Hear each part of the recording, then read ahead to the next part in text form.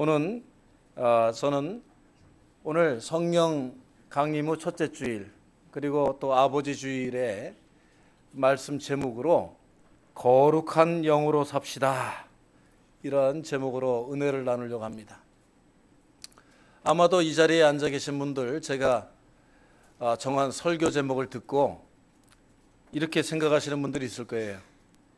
참 착하고 선하게 살기에도 힘든 이 세상에서 뭐 거룩하게 살으라고?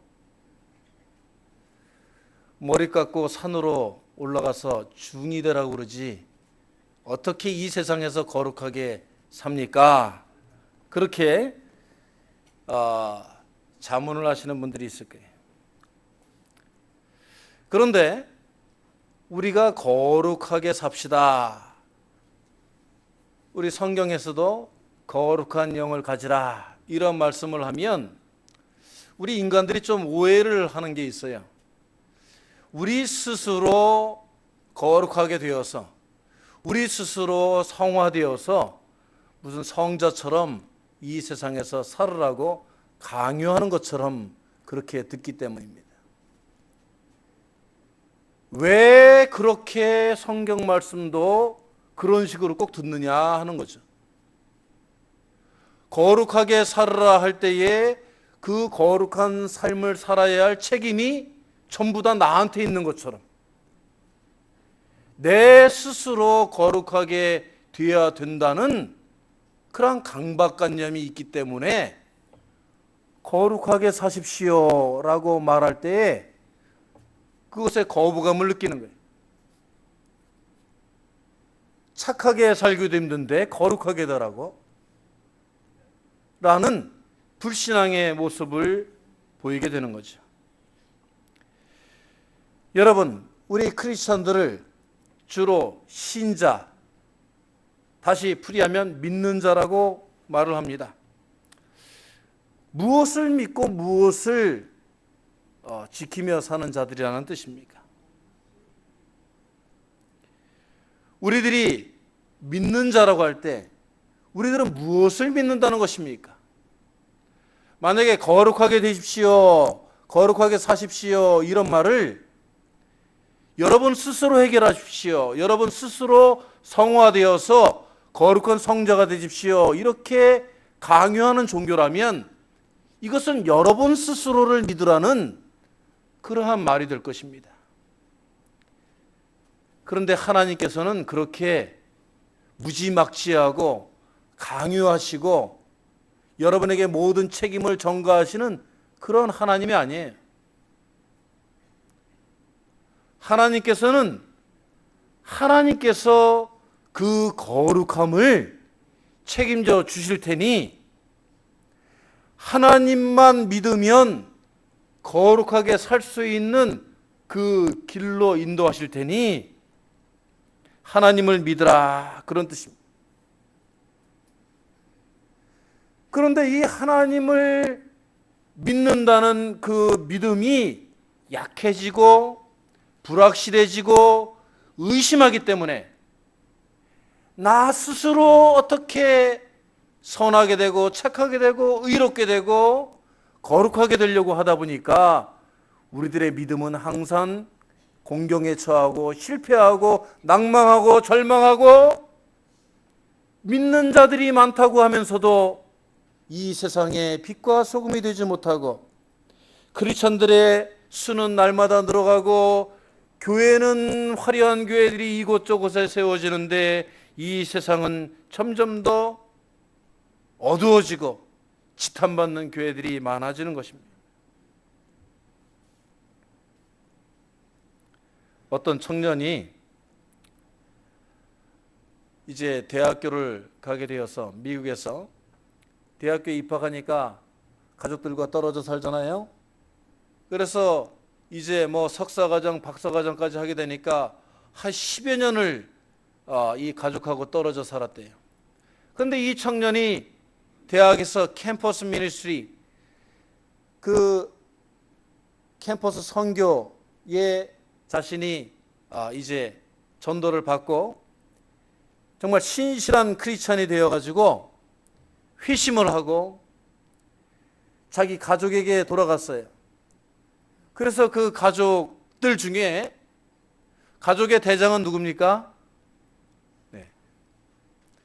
여기 아버지라고 하시는 분들이 있는데 그분들은 그래도 그 아버지들을 인정해 주시는 분들. 요즘에는 가족의 대장이 누구예요? 네, 다 아시면서 어머니잖아요, 어머니. 아버지들이 어머니 눈치 보잖아요.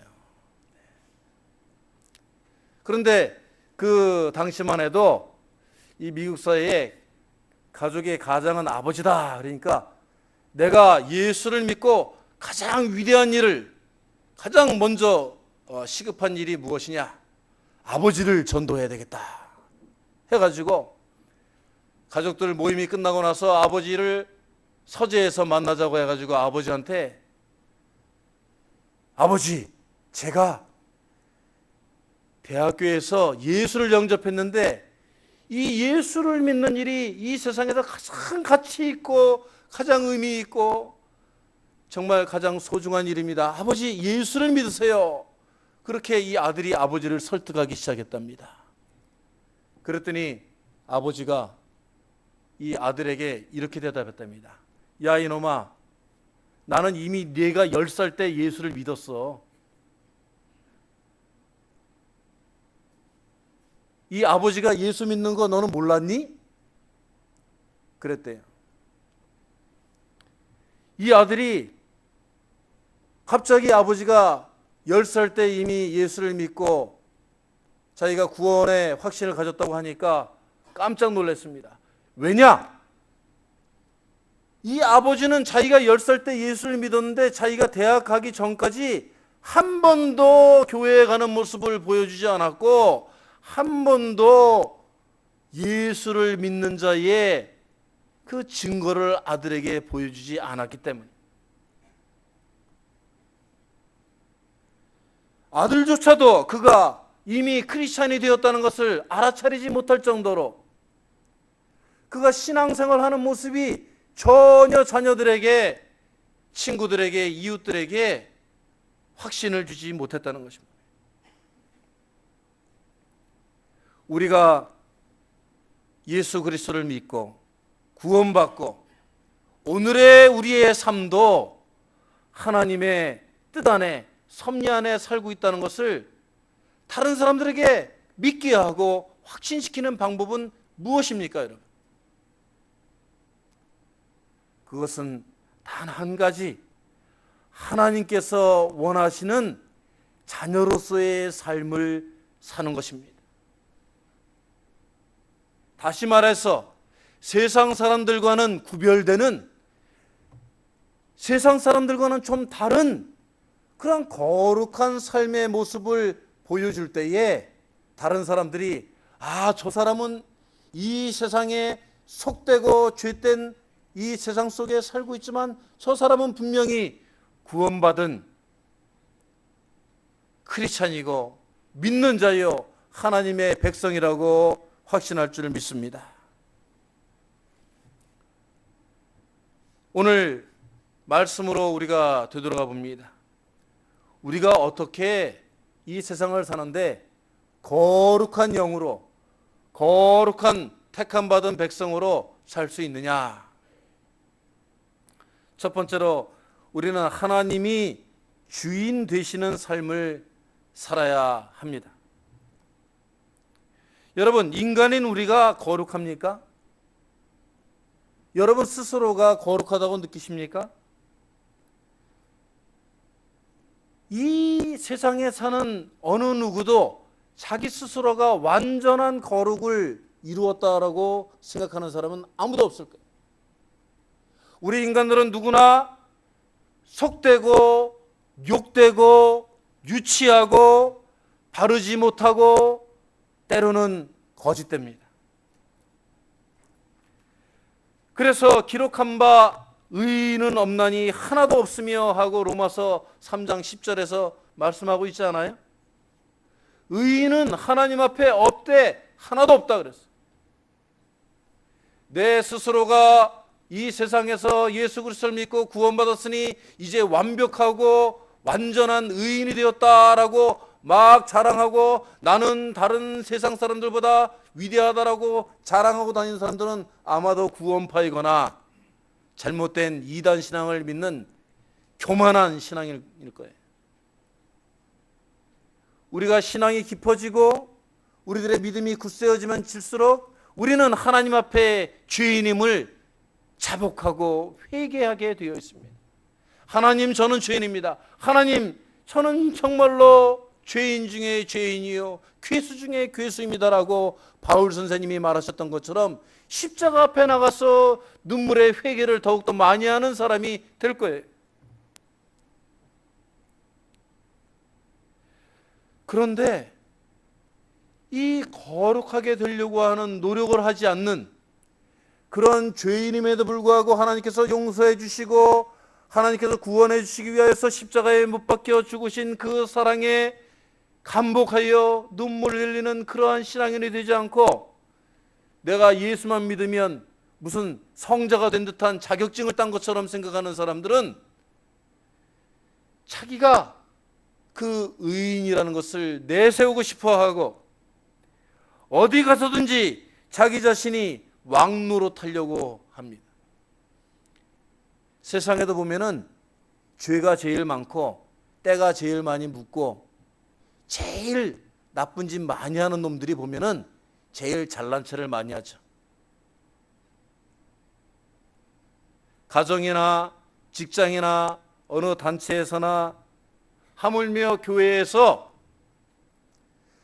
자기 자신이 자기 selfish, 자기 스스로가 자기의 자아가 왕노릇하려고 자꾸 교만하고 고개를 쳐드는 그런 사람들은 아직 하나님께서 나의 인생의 주인이십니다.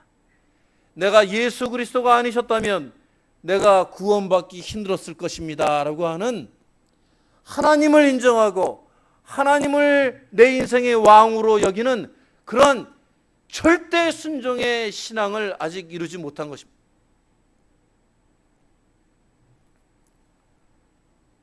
여러분께서 잘 아시는 성 프란체스코 사도는 신부는 십자가의 사랑을 깨달은 어느 날 떠오르는 태양을 바라보면서 오 주님, 제 인생에서 이루어야 할 단 두 가지가 있습니다. 그 두 가지를 깨닫도록 주님 은혜를 베풀어 주시옵소서 하고 기도했다고 합니다. 그 첫 번째가 주님, 제 육체와 영혼이 십자가의 고통을 체험하게 해 주십시오. 제가 이 인생을 사는 동안 예수 그리스도의 십자가의 고통을 100분의 1, 만분의 1만이라도 제가 체험할 수 있도록, 제가 그래서 교만해지지 않도록, 제가 주님의 사랑을 크게 깨달을 수 있도록 주님, 제가 주님의 십자가의 고통을 깨닫게 해주십시오 라고 기도했고, 두 번째로는 그 십자가의 은혜와 사랑을 깨달은 제가 그것을 절대로 잊어버리지 않고 제 마음속에 간직하며 살아가게 하여 주십시오 라고 기도했다고 합니다. 여러분, 우리의 주위에는 많은 십자가가 있습니다. 많은 교회들이 있습니다. 그런데 그 십자가의 고통을 진정으로 함께 느끼며 예수 그리스도의 사랑에 눈물 흘리는 자들이 얼마나 있으며 그것을 담고 있는 그러한 교회들이 얼마나 많이 있습니까? 진정한 십자가의 사랑과 은혜를 잊어버린 교회들이 너무나 많이 있지 않습니까? 그 교회에 예수 그리스도께서 하나님께서 주인 되시지 못하고 하나님과 예수 그리스도는 문 밖으로 쫓겨나가고 인간들이 주인 되려고 하는 교회들이 너무나도 이 세상에 많지 않습니까? 하나님을 두려워하지 않는 신앙인들이 너무나 많이 있기 때문에 나 스스로 하나님이 되려고 하고 나 스스로 모든 판단을 하려고 하고 나 스스로가 다른 사람보다 위에 있으려고 하는 그런 교만한 신앙인들이 많이 있기 때문에 오늘날 이 교회가 손가락질 당하고 지탄을 받는 것입니다.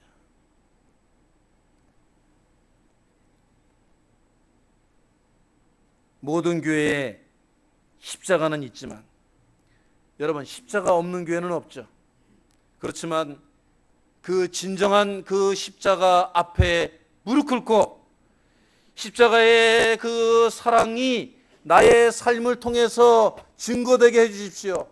그 십자가의 고통을 나도 짊어지고 그 십자가의 사랑을 증거하는 삶을 살겠습니다 라고 하는 교회와 성도는 오늘날 얼마나 있습니까? 교회의 종탑이나 제단에 십자가는 선명하지만 그 십자가의 사랑이 그 교회에 다니고 있는 교인들의 마음 가운데 얼마나 불타오르고 있고 얼마나 새겨져 있고 얼마나 그것들이 각인되어져 있습니다. 그 십자가의 사랑이 우리들 마음 가운데 진정 숨쉬고 있느냐 하는 겁니다.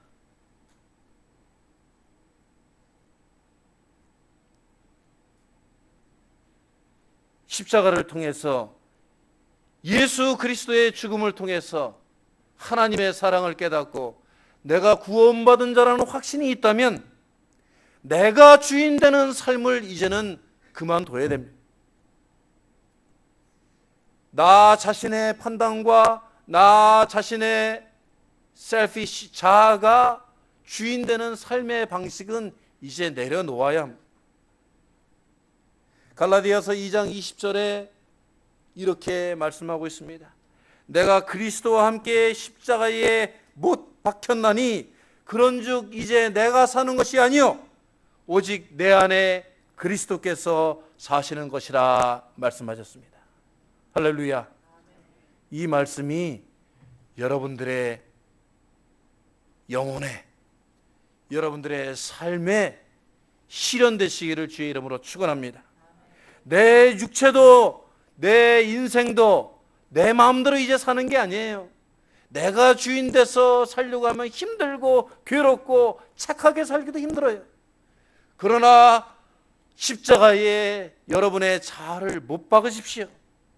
그러면 하나님의 거룩한 영이 여러분들의 영혼과 삶을 붙잡아 주시고 인도해 주시고 책임져 줄 줄로 믿습니다. 여러분의 삶이 거룩하게 되려고 여러분 스스로가 노력하지 않아도 돼요. 하나님 앞에 사로잡히면 하나님을 주인으로 섬기면 그때부터 하나님이 여러분들의 인생을 책임져 주시고 인도해 주실 줄로 믿습니다. 두 번째로 오늘 말씀을 보면 우리들은 하나님의 소망을 위해 살아가야 한다고 말씀하고 계십니다. 오늘 특별히 18절의 말씀을 우리가 다시 한번 보면은 하나님께서 뭐라고 하셨느냐? 너희 마음의 눈을 여사 그랬습니다. 우리들의 눈이 여기만 달렸습니까, 여러분? 여러분, 우리가 다른 사람과 이야기를 하다 보면 그 사람의 마음을 우리 눈으로 볼 수 있어요? 볼 수 있어요, 없어요? 없죠. 우리 육신의 눈으로는 그 마음을 무슨 투시경을 아무리 좋은 걸 달아도 꿰뚫어 볼 수가 없습니다. 그렇지만 뭘로 느껴요? 마음으로 그 사람의 마음을 읽을 수가 있죠. 우리들의 영혼이 그 사람을 꿰뚫어 볼 수가 있습니다. 그것은 하나님께서 우리들에게 영력을 주셨기 때문에, 영안을 주셨기 때문에. 그런데 우리가 이 세상을 사는 방법, 나 스스로 이 인생을 무엇을 위해서 살아야 하는가라는 그 영안을 열기 위해서는 우리가 부단히 주님 앞에 나와서 기도하고 주님 앞에 참회하고 주님께 나의 거룩한 영안을 열어주십시오 하고 부르짖고 외쳐야 됩니다. 태조 이성계하고 무학대사가 만나서 나눈 대화를 여러분 알고 계시죠? 태조 이성계가 무학대사에게 그 대사를 테스트해보기 위해서 말을 건넸습니다. 허허허, 대사님, 대사의 모습이 마치 돼지 같구려. 그러니까 이에 무학대사가 그랬습니다. 허허허, 왕이시여, 당신의 눈에는, 나의 눈에는 당신이 부처 같아 보입니다. 그러면서 말을 덧붙였습니다. 돼지의 눈에는 돼지만 보이고 부처의 눈에는 부처만 보이는 것이지요. 누가 이겼어요? 왕이 이겼어요? 무학대사가 이겼죠.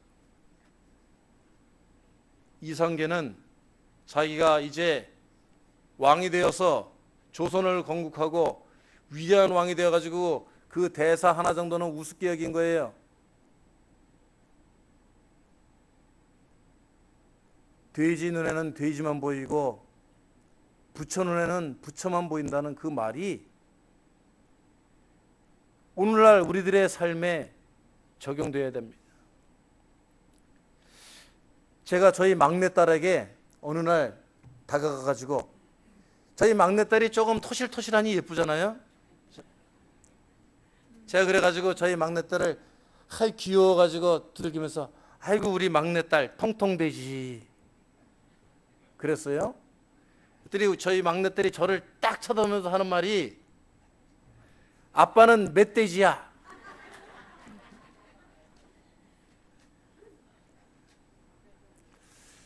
그 제가 건네는 말이 잘못됐던 거죠.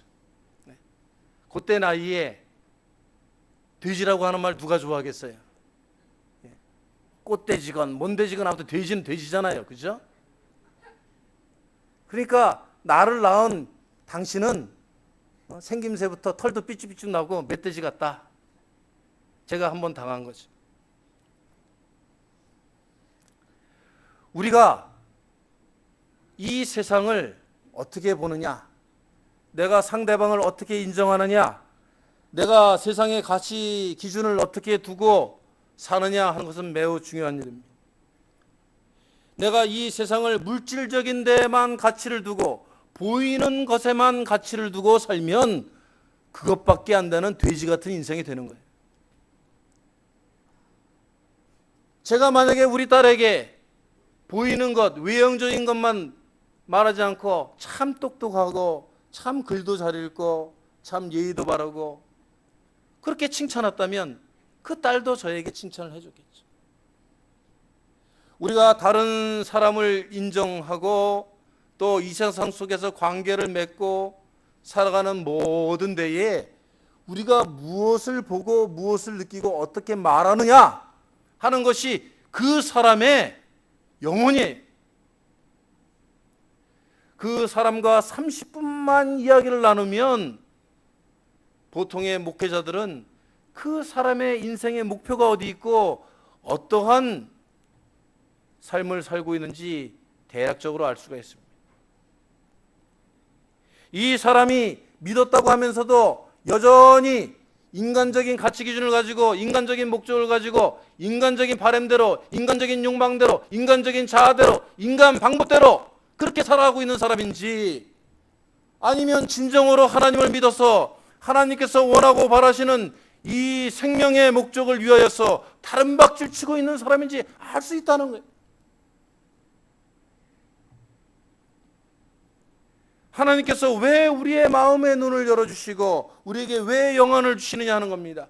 이 세상을 어떻게 바라다보고 하나님의 방법으로 하나님의 뜻으로 하나님의 목적을 향해서 살으라고 우리의 영안을 열어주시는 거예요.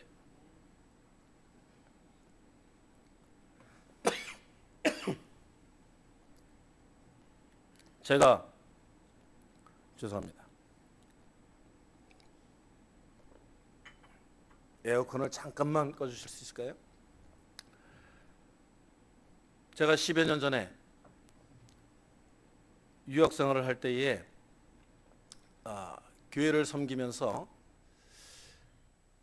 이 평신도분들하고 자연스럽게 좀 이야기할 수 있는 그런 자리가 있었습니다. 제 논문을 위해서 리서치를 할 수도 있고 또 코리안 아메리칸 처치 이 1세대 분들 이민자들의 믿음과 신앙생활을 좀 바라다 볼 수 있는 좋은 기회였어요. 그런데 자녀들에게 모두가 다 그 기대를 걸고 이 이민자의 삶을 살아온 거 아닙니까? 자녀들이 꿈이요 희망이요 자기 인생의 결과물이라고 그렇게 생각들 하지 않아요? 그래가지고 어떤 집사님 한 분이 이런 얘기를 했어요. 내 아들이 이제 법대를 다니는데 그 법대 나오면 곧 판사가 될 거야. 내 꿈이 이루어지는 거야. 그랬습니다. 제가 물어본 것도 아니에요. 그 옆에 있는 친구분들이 물어봤어요. 자녀가 판사 되면 뭐가 좋은데 왜 판사 시키려고 그러는데? 그러니까 단번에 한 번 집사님이 대답을 하는데, 이 친구놈들이 말이야 자기 아들 딸들이 훌륭하게 됐다고 성공했다고 자랑하는데 내가 그 친구들 코를 한번 납작하게 만들어 주려고 그래. 물론 인간적으로 그러한 보상 심리도 있을 것입니다. 이해합니다. 또 한 분은 비즈니스를 열심히 해가지고 그 당시 가발이 유행했는데 가발 장사를 잘해가지고 돈을 많이 버는 그런 집사님이 계셨어요. 여기도 내가 뉴욕에도 가게를 열어야 되고 여기도 해야 되고 정말 내가 요즘 사업이 많이 이렇게 잘 되고 있는데 하나님이 축복해 주시는 것 같아. 돈 많이 벌어서 뭐 하려고 그래? 아이고 내 동창들이 미국에 와가지고 다 성공했는데 내 그놈들 코를 납작하게 한번. 내 친구 집에 놀러 갔더니 수영장도 있고 그 집이 무슨 $1,000,000 달러짜리 집에 살고 있는데 내 그 친구보다 좀 잘 돼야 되겠어. 더 좋은 차를 타야 되겠어.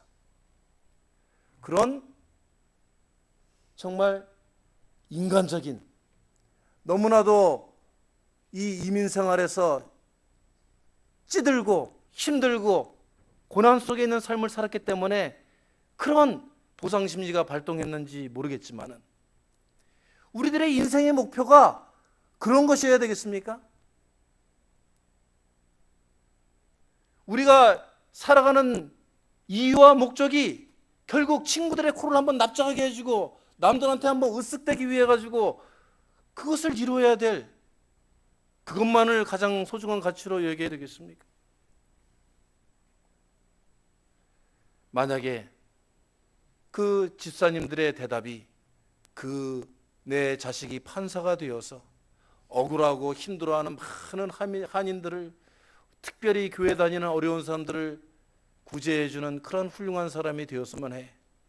또 내 비즈니스가 성공하여서 내가 이 한인 커뮤니티에 갈 곳도 없고 정말 비자도 없고 고생하고 이런 사람들 위해서 내가 좋은 비영리단체를 만들어서 내가 그 사람들에게 예수 그리스도의 사랑의 손길을 펼쳤으면 해 라는 그러한 대답이 나왔다면 얼마나 하나님께서 더 복 주시고 하나님께서 더 지켜주시고 하나님께서 더 형통의 은혜를 베풀어 주시는 그런 삶을 살겠느냐 하는 것입니다.